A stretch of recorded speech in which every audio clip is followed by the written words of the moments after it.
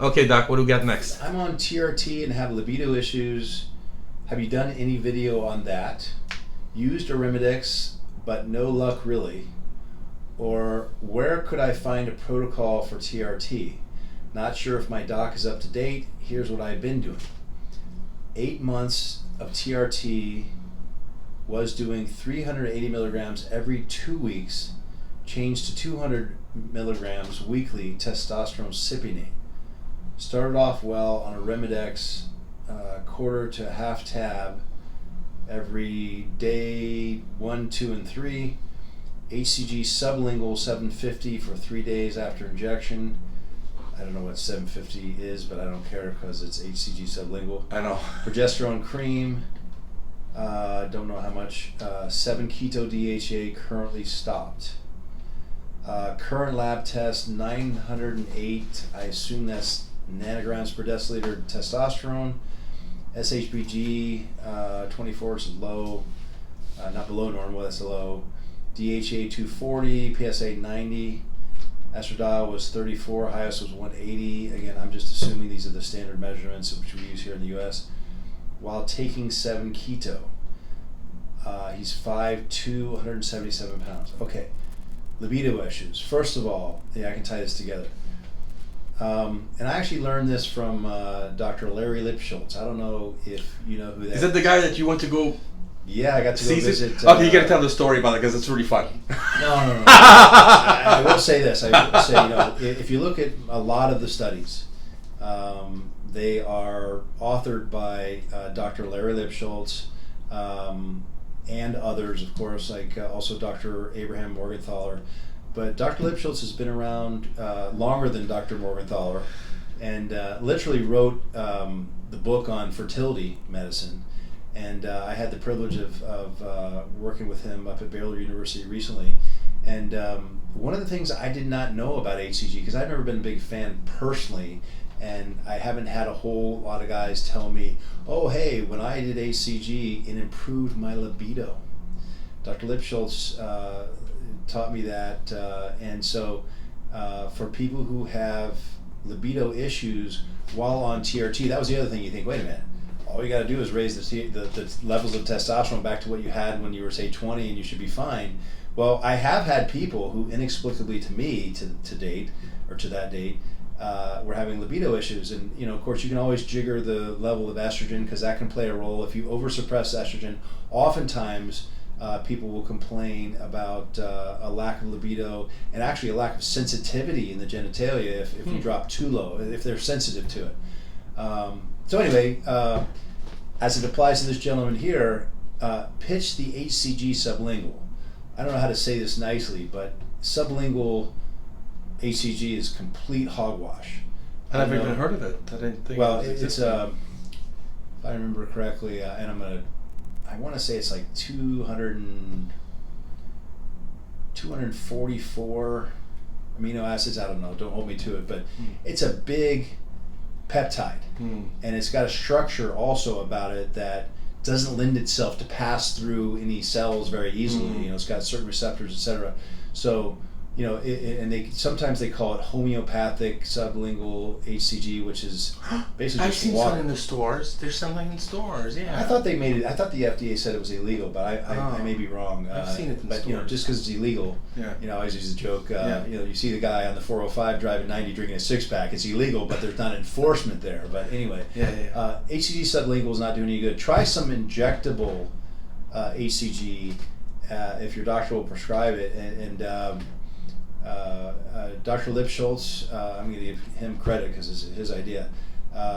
Recommends 750 IU twice a week, or even 1500 IU once a week, and you can even go higher to a higher dose than that. Got to interject here too. In meeting the man, the legend, one of the things that's always bothered me is the idea that we could only go up as high as 500 IU of HCG, human chorionic gonadotropin, per day. Otherwise, the Leydig cells would desensitize. I have, and I've gotten pretty good at what we call a deep dive into research. I can research just about anything. I have friends who can get me into the Stanford Library, and there's ways to. I have not found any studies which support or in any way substantiate that claim. And so one of the first questions I had during the break with Dr. Lipschultz was, hey, I've heard this, I think is legend now, and I explained, kind of what I'm long-windedly telling you right now, and he just looked at me and said, legend. We've been talking about it, and I know other good doctors who are in this business who will quote the same thing. No more than 5, on average 500 IU a week. Otherwise, you desensitize the Leydig cells.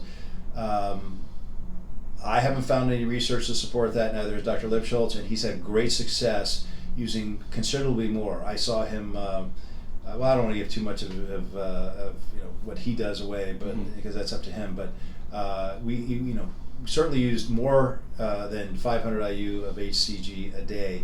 And so anyway, for this gentleman here, for libido purposes, I would definitely consider that. I would definitely watch to see, as I mentioned earlier, what his estradiol sensitive is, at least sensitive, because we want to see pretty precisely accurately what his levels are, and he might need to bump it up above what I like to keep it at, 15 to 20 picograms per milliliter. Might need 25, 30, or even 35 picograms per milliliter to make sure that his libido's up and the sensitivity's there. Progesterone cream, very quickly, because it's not all about progesterone, right? Will it open up a big topic? But if you're using progesterone cream, you don't need that much. Progesterone cream is very protective for the prostate, but I've seen anywhere from 8 milligrams in a transdermal to 12 milligrams total, and that's plenty. Any more than that, I can't see why you'd want any more than that. I mean, you could use more than that orally. Like for orally, you could use 100 milligrams. You'd probably want to do that for at nighttime because it can help you sleep, as long as you're not using something called a 5-alpha reductase inhibitor, which will block its conversion to. I'm giving you more information than you need, but it'll block its conversion to 5-allopregnanolone, or what do they call it? 5-dihydroprogesterone, which has a good effect on sleep. Then it would be kind of a waste of time. But anyway, as far as everything else he mentions here, the thing that's kind of scary to me is a PSA of 90. Maybe we're missing a little period there. 0.90 would seem realistic. 90, they probably would have called him from the laboratory and said, hey man, something's wrong with your prostate. That would be certainly an inflamed or a disordered prostate for sure. And then again, the estradiol, I kind of hit on that already. Highest was 180. If that's picograms per milliliter, that's off the charts. You run the risk of growing breast tissue, certainly, and holding way more water than you need to. More fat, being moody and irascible. I mean, activating the genes for prostate cancer, we mentioned that. 7-keto DHA, I can simply say, I recommend anywhere from 100 to 200 milligrams a day of 7-keto DHA. The beauty of 7-keto is it doesn't directly convert to another hormone. There's some studies showing that it has some thermogenic properties to it. Let's see, his main question was just about libido. So as far as the other protocols, 380 milligrams every 2 weeks, you're going to go on a roller coaster ride. You're going to have a nice peak on day 2.5, 3, and then by the time 7 days roughly passes, you're going to spend another week subtherapeutic for sure. Why do that? Yeah. So switching to the 200 weekly is actually a great move. Yeah. And then he's going to have to examine his E2 level, his estradiol at a sensitive level to see how that arimidex dosing is working. I couldn't tell you just by looking at this. I